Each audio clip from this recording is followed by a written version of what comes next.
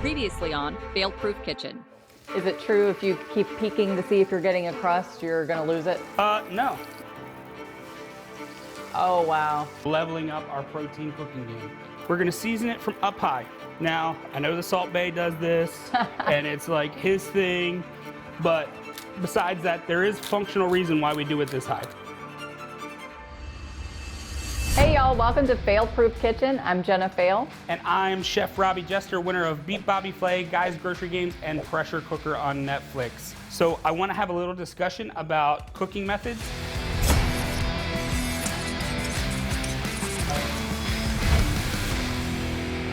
You basically have two different categories of cooking methods. You have dry cooking methods and you have wet cooking methods. So we use the wet cooking methods more towards the winter time. That's braising, stewing, and things like that. Gotcha. We use the dry cooking methods all year round, but in particular in the summertime because they play so well to summer flavors. When we're talking about dry cooking methods, we're talking about sauteing, which you would do in a saute pan like this. We're talking about roasting, which you would, well season a piece of meat, sear it, go onto a tray like this, and roast it in the oven. We're talking about grilling and smoking and all of those things. So with dry cooking methods, one of the important things to talk about is the types of things that we cook with dry cooking methods. So roasting is one of the more versatile dry cooking methods in that you can use some tougher cuts and things like that. You can slow roast them for a long period of time. Use big roasts, pork loins, things like that. And that long, slow cooking over a period of time is gonna break down any collagen or connective tissue that makes that tough. Okay. So you have a nice, beautiful, tender piece of meat. So when we're sauteing, we wanna do it at high heat.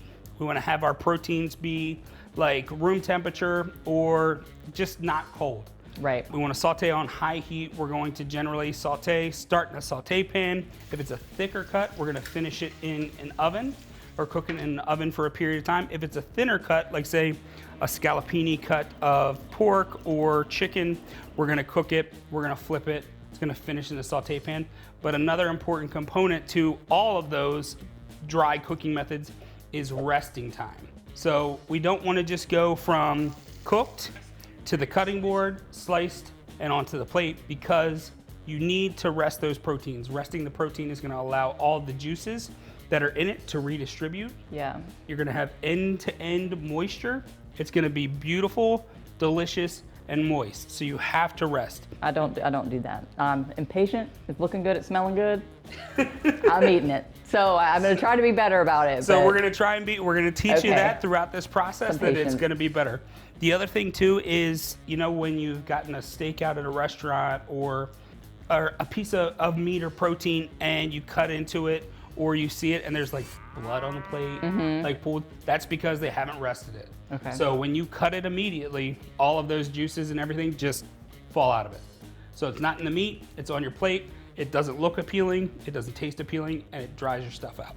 So you wanna make sure whether you're roasting a nice big roast, you want to give it a resting time. If you're cooking a steak, like we're gonna do here, you wanna make sure that it has plenty of time to rest. Chicken needs time to rest. The only thing that you don't really rest is thinner pieces of fish. Okay. But even scallops, if you're like grilling or sauteing scallops, they benefit from a little time resting. Basically, the rule is you're gonna rest 5 minutes per pound. So the bigger it is, the longer you're gonna rest. So if it's, a 3-pound pork loin, you're gonna put it out here, rest it for 15 minutes, then slice it, and you're gonna have beautiful end-to-end doneness, beautiful end-to-end moisture, and it's gonna be delicious in flavor. Now, when we talk about smoking things, obviously we're talking about a lower cooking temperature, we're talking about offset heat, but they're just a variety of ways that you can get flavor into proteins that normally you might have always cooked the same way, you might have always baked it the same way, but it's just a variety of ways to build flavor whenever you want to eat healthy to make it more interesting for you. Okay. And good fundamentals is going to make delicious food. Bad fundamentals is gonna make okay food, but you'll get bored with it really fast. Right. And there we have it, a few great tips for dry cooking methods. Make sure that you like, share, and subscribe. And turn on bell notifications. And we'll see you in the next episode. Next time on Failproof Kitchen. Today we're gonna be going over the do's and don'ts of purchasing produce. I feel like I'm a good person and then I get mad when I drive. You pots and pans as possible. Sorry. The best way to pick your avocado, you gotta feel it up. So We got kicked out.